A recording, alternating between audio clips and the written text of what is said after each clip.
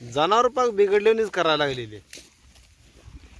तर इकडं बघा मित्रांनो, 4 जनावर इकडे घेऊन आलोय.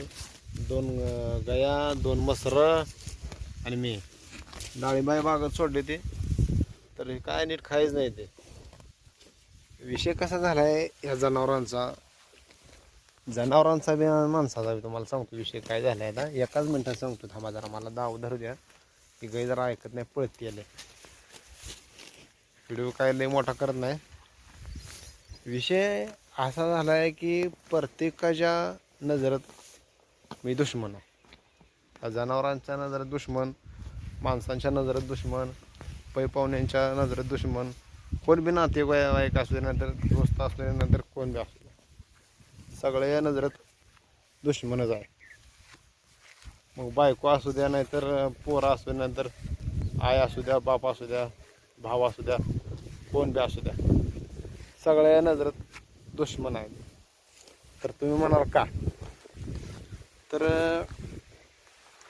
जनावरांच्या नजरेत का दुश्मन? जनावरांना वाटते ह्यानं मला मोकळं सोडलं पाहिजे, तरच मी चांगलं खाईन. काय जनावरांना काय वाटते, ह्यानं मला मोकळं सोडलं पाहिजे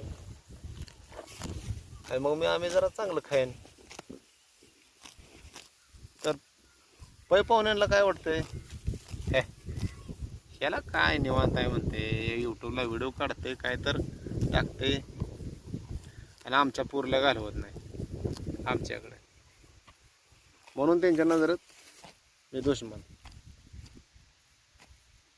भावाला काय वाटतंय, हे जर लय भारी म्हणते, ह्याला ताजा पैसा आहे म्हणते, त्याच्यामुळं त्याच्या नजरेत दुश्मन. आणि आता तुम्ही म्हणाल आईबापा या नजरेत का दुश्मन? ते म्हणते हे कायच काम करत नाही, बायकोला ह्याची काम करते, बायको काम करते, ही नुसतं निवांत बसून खाते, म्हणून आईबापा या नजरेत दुश्मन. आणि बायको या नजरेत का दुश्मन? तर मी सगळं काम करते न ही काय करते, मग ही काय काम करते, सगळं पैसे हे सगळं ह्याच्याकडे, सगळं काय असेल ते ह्याच्याकडे, म्हणून दुश्मन. पोराचं आता राहिलं, पोरासांच्या नजरेत का दुश्मन?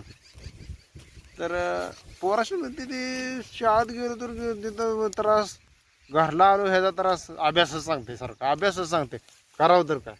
ही एक वेळ नसलेलं बरं, कुठं तर गेलेलं, हे काय खेळू देत नाही, अभ्यास सारखा अभ्यास अभ्यास अभ्यास, असा विषय.